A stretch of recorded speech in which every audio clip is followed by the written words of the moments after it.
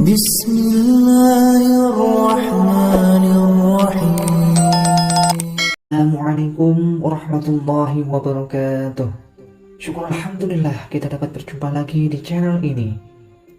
Shalawat serta salam semoga tetap tercurahkan pada junjungan kita baginda Nabi Muhammad sallallahu alaihi wasallam.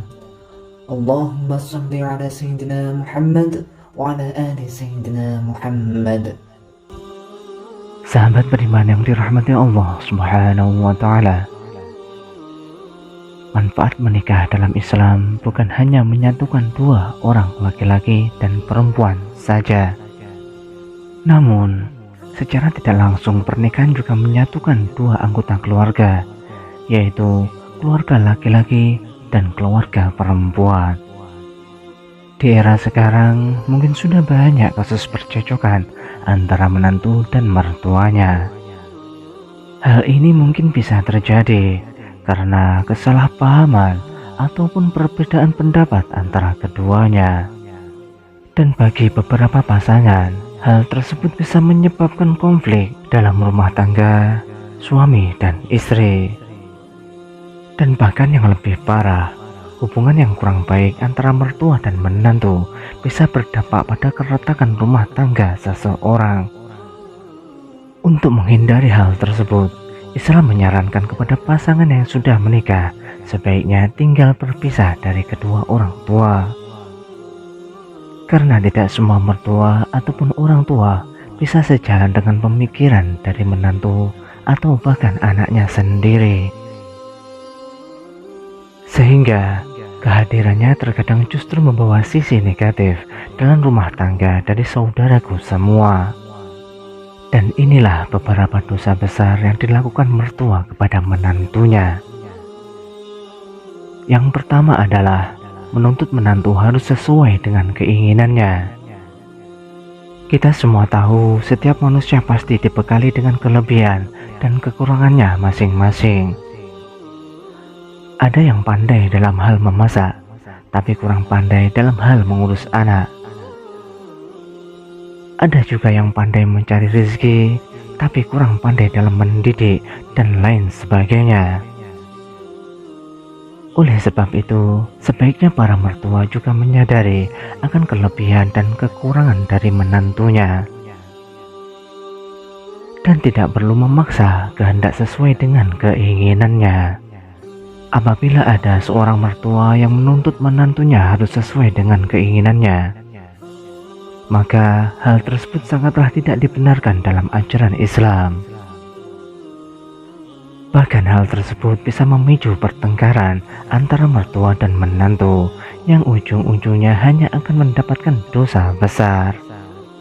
Wahai mertua, pesan kami dalam hal ini, daripada hanya bisa menuntut, alangkah lebih baiknya jika para mertua mendoakan yang terbaik untuk anak dan menantunya supaya tercipta keluarga yang sakinah, mawaddah, warahmah ke depannya. Dan yang nomor 2, ikut campur urusan rumah tangga menantu. Entah sadar atau tanpa disadari, mertua sering ikut campur dalam urusan rumah tangga dari menantunya.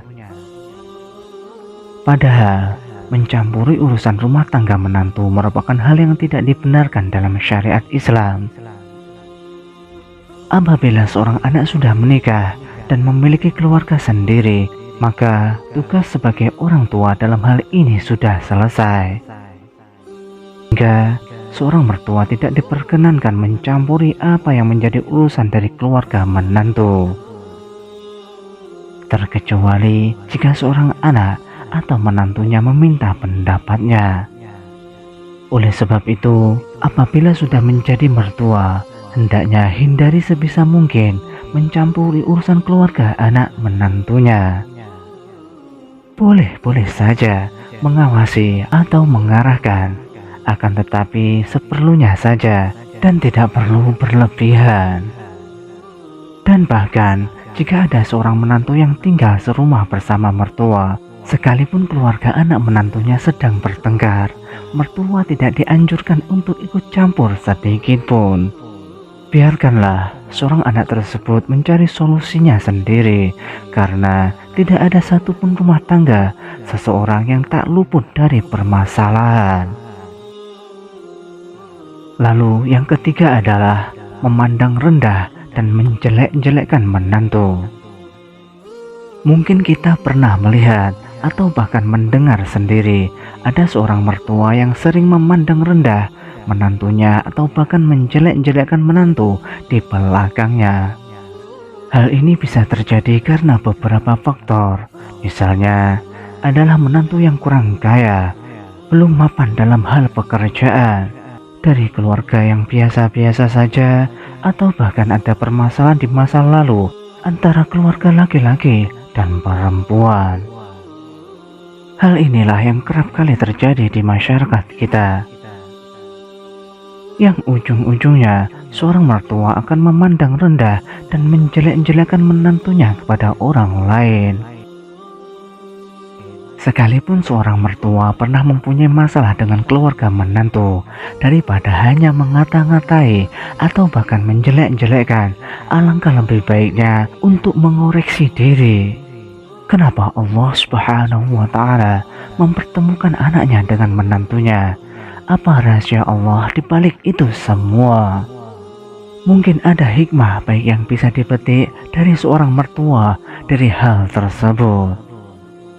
Atau bahkan jika menantunya adalah seorang yang biasa-biasa saja dan belum memiliki sesuatu apapun karena masih dalam tahap berjuang, alangkah lebih baiknya jika seorang mertua memberikan motivasi dan mendukung sepenuhnya apa yang dikerjakan oleh menantunya.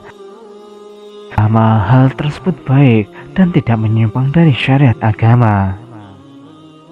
Karena semua itu juga demi kebaikan keluarga dari si anak dan menantunya kelak.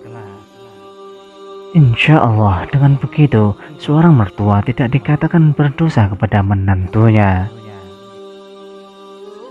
Wahai mertua, pesan kami dalam hal ini, sebaiknya hindari ketiga dosa besar tersebut dan membiarkan anak maupun menantunya memilih jalannya sendiri, sekalipun seorang menantu masih tinggal serumah dengan mertua.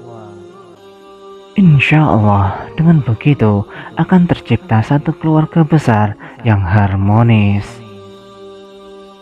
Mari kita semua berdoa, semoga Allah Subhanahu wa Ta'ala selalu melimpahkan rahmat dan keberkahannya untuk kita semua. Amin, amin ya rabbal alamin. Sahabat beriman yang dirahmati Allah Subhanahu wa Ta'ala, demikianlah yang dapat kami sampaikan. Semoga dapat bermanfaat untuk kita semua. Wallahu a'lam bishawab. Wassalamualaikum warahmatullahi wabarakatuh.